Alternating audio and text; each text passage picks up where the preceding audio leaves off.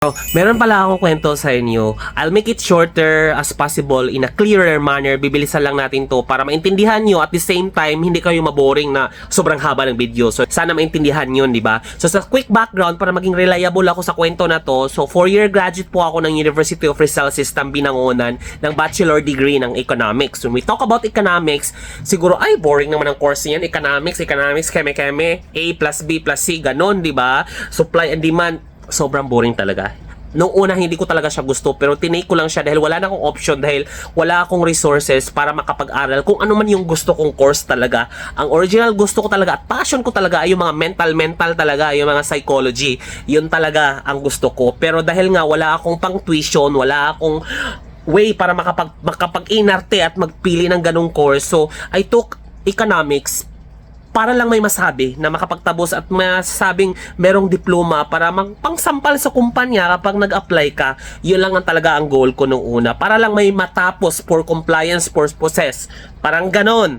Ganon lang talaga. Now, pagkapagtapos naman, pero hindi ko talaga siya gusto. Later on ko lang siya unti-unting nagustuhan yung course ng economics kasi na-immerse ako doon sa sarili. At it's all about, when we talk about economics pala, biblical, nag-start may economics na.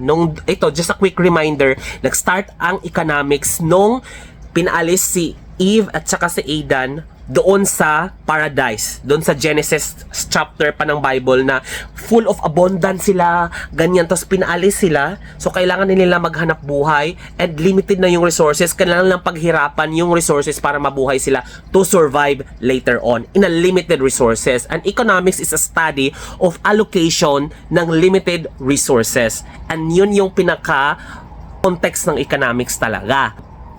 So ngayon, unti-unti ko siya nagustuhan nung na-deep dive ko, okay, ito pala siya na 2025. That was, kailan pa yun? 2024 ako graduate.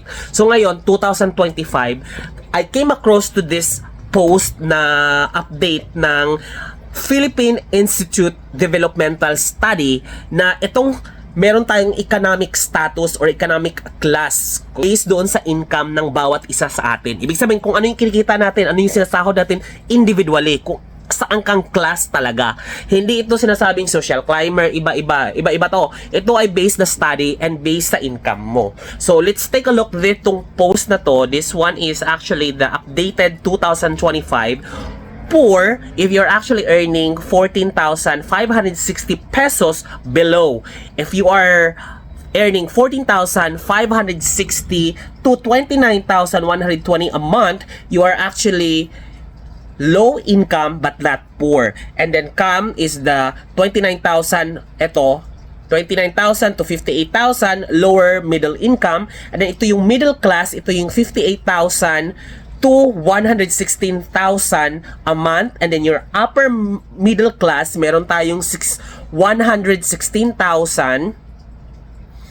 and to 232,000 na income. So in between, nasa upper middle class ka. And then CAM is the upper income but not rich. Ito yung nag-earn individually, yung 232,000 na income to around 465,000. At kung sino man yung kumikita ng around 465,000 or 500,000 above monthly, rich ka na. Yun yung status.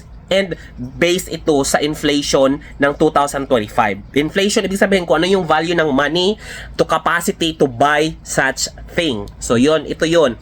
To think about it, ang minimum age earner ng isang Pilipino sa Maynila na nagtatrabaho ng commercial industrial dito sa Philippines, sa city, ang minimum is required ng labor is actually 695 pesos as of July 2025.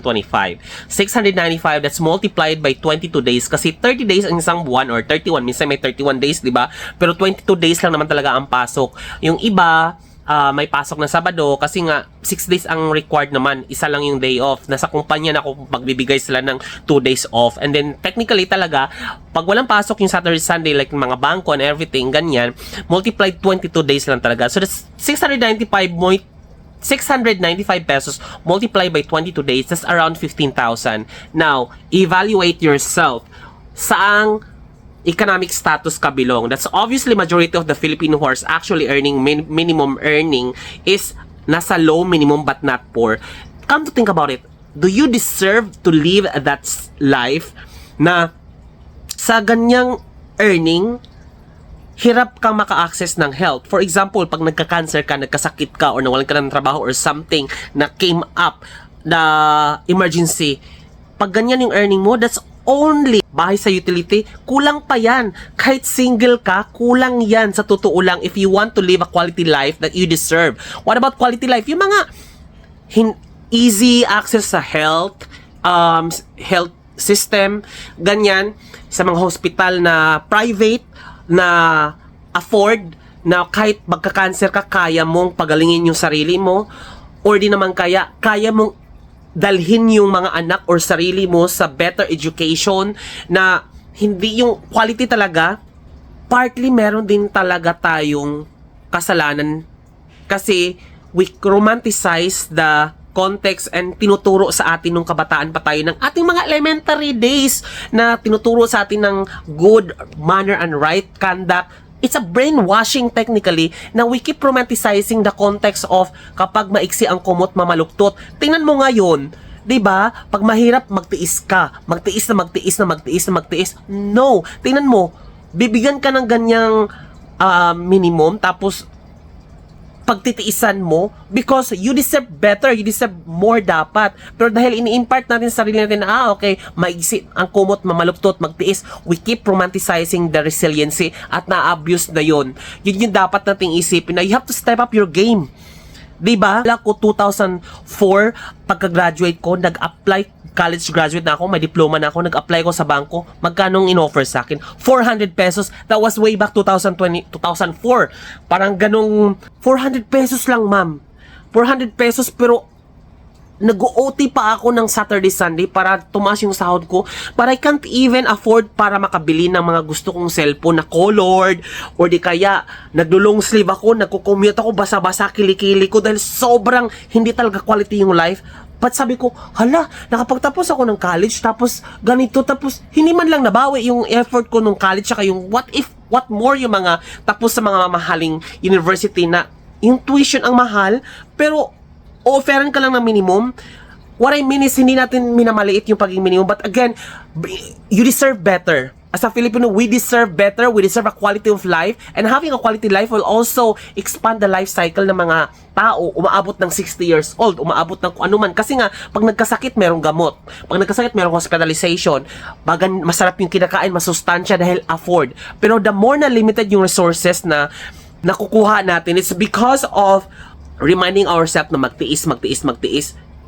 Kahit ganyan ang ino-offer natin, come to think about it, imagine mo, very lucrative na, paano very competitive na ang yung mga mayayaman, nagsisipag lalo yan. Pero pag ikaw minimum age earner, nagsisipag ka rin, pero humahabol yung mayayaman na nagsisipag. So, the allocation of the resources is becoming a competition na ngayon. Kung tayo, pumapayag tayo sa ganun, come to think about it, we deserve better.